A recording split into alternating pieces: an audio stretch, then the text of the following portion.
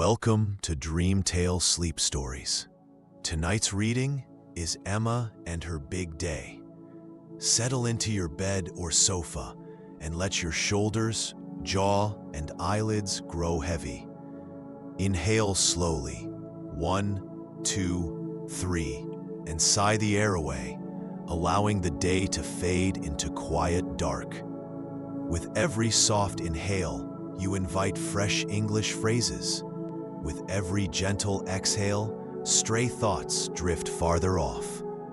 Behind my voice flows a gentle fade-a-wave melody, renowned for guiding the mind toward deep relaxation. Soon the music will shift into soothing alpha wave tones, carrying you toward a calm shoreline of dreams.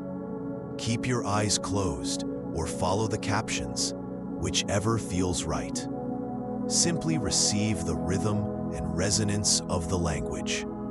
Deep in rest, tonight's phrases will take root like seeds, ready to bloom into stronger English skills with the morning light. When you feel settled, hold that unhurried breath and allow yourself to drift into the tale. Emma and Her Big Day begins now.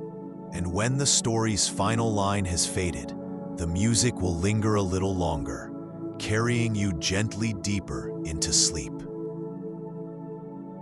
Emma and Her Big Day. Emma was 8 months old and very curious about everything around her. She had big brown eyes and soft curly hair that her mother loved to touch gently. What is happening today? Emma thought as she watched her parents rushing around the house with big boxes. Why is everyone so busy? Emma sat in her high chair, holding her favorite blue toy rabbit. She squeezed it and made a soft sound. "Baba Gaga," she said, which meant "I do not understand" in baby language. Her mother, Sarah, came over and kissed Emma on the forehead.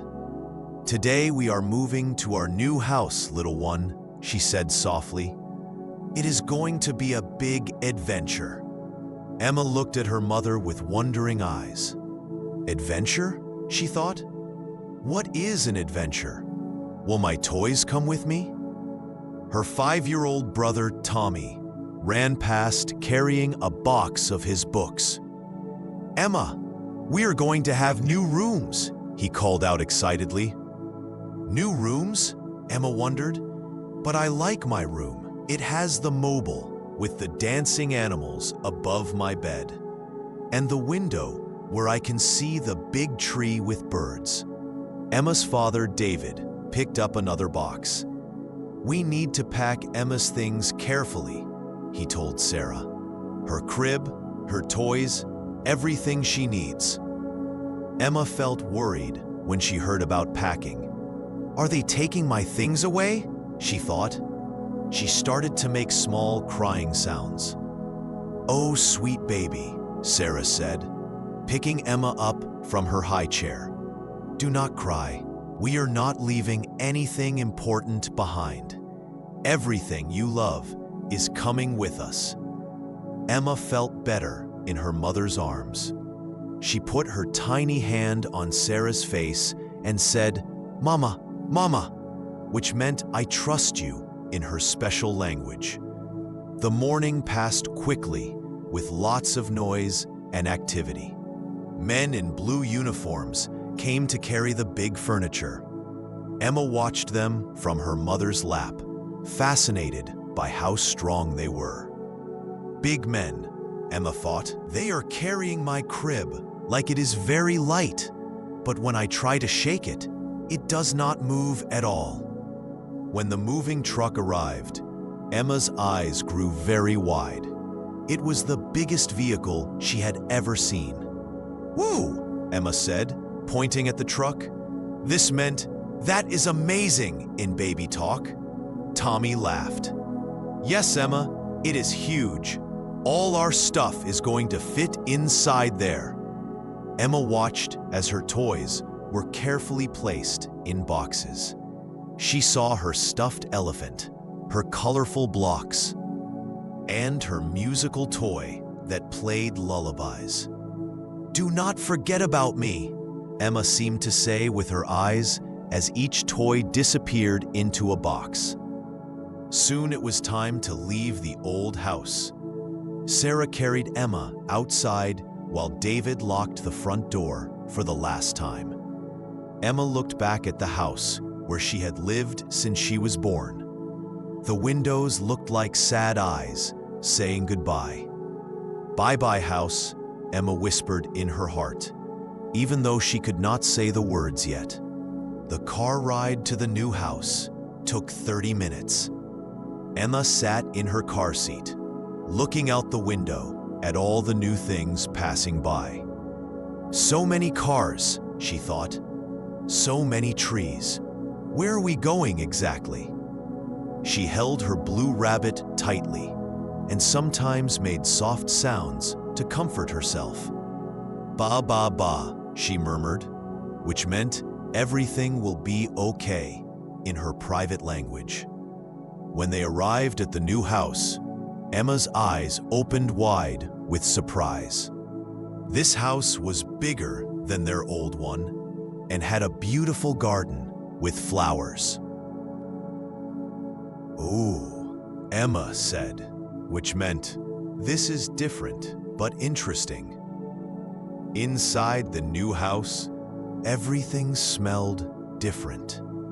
The walls were a light yellow color, and the windows let in bright sunshine.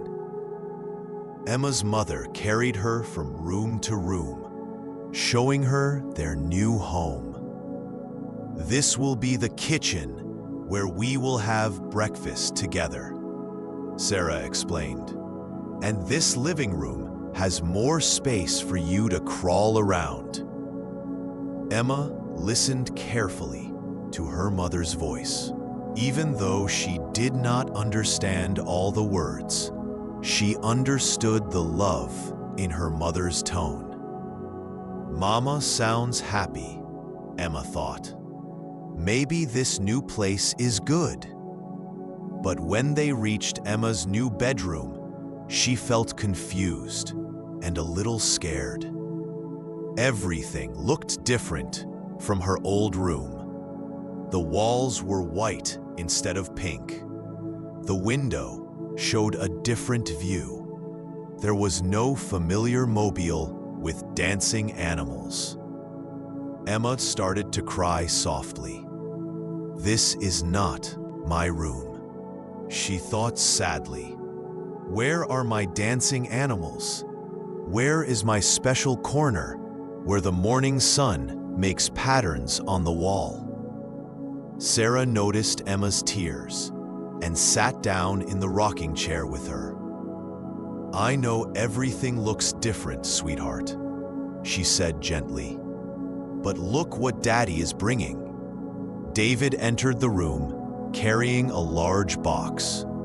He opened it carefully and pulled out Emma's favorite mobile with the dancing animals. "Ta-da!" he said with a big smile. "Your animal friends are here." Emma's face lit up immediately. "My animals," she thought with joy. "They came with me after all." As David hung the mobile above where Emma's crib would go, the familiar animals started to dance and turn slowly. Emma clapped her tiny hands together. "Gaga Baba," she said excitedly, which meant, "I am so happy," in her baby language. Tommy came running into the room with Milo, their orange cat. "Look, Emma, Milo loves the new house too." Milo jumped onto the windowsill and looked out at the garden. He made a soft, purring sound that Emma always found comforting. Milo is happy too, Emma thought. Maybe this place is not so scary after all. As the day continued, more familiar things appeared in Emma's new room. Her soft pink blanket, her favorite books, and her nightlight that projected stars on the ceiling. All my special things are here, Emma realized with growing excitement. This is starting to feel like home. When evening came, Sarah fed Emma her dinner in the new kitchen. Emma tried her first meal in the new house: mashed sweet potatoes and tiny pieces of soft bread. Emma said, which meant, "This tastes good, and I feel safe." After dinner, it was time for Emma's bath. The new bathroom had a bigger bathtub, and Emma splashed happily in the warm water. More space to splash, Emma thought with delight. This is actually quite fun. Tommy helped by pouring water gently over Emma's hair with a small cup. Emma giggled and reached for the bubbles floating around her. "Bubble, bubble," Emma babbled, trying to catch them with her tiny fingers. When bath time was over, Sarah dressed Emma in her favorite pajamas with little sheep on them. They were soft and smelled like home because Sarah had washed them with the same soap as always. "These smell like Mama," Emma thought contentedly. Some things never change. For bedtime, the whole family gathered in Emma's new room. David had finished setting up her crib, and it looked exactly like it had in the old house. Sarah placed Emma gently in her crib and covered her with the familiar pink blanket. The mobile above slowly turned, casting gentle shadows of dancing animals on the walls. "Now it really feels like my room," Emma thought peacefully. Tommy leaned over the crib and whispered, "Good night, Emma. Tomorrow we can explore the garden together." Good night sounds, Emma thought, not understanding the words but feeling the love behind them. David kissed Emma's forehead and said, "Sweet dreams, little princess. This is your new home, and we are all here with you." Emma looked up at her family, surrounding her crib. Her mother's gentle smile, her father's warm eyes, her brother's excited face, and even Milo curled up on the chair nearby. "My family is here," Emma realized, with deep contentment. It does not matter which house we are in. Home is where my family is. As her parents dimmed the lights and quietly left the room, Emma felt completely safe and loved. The mobile played its gentle lullaby, just like it always had.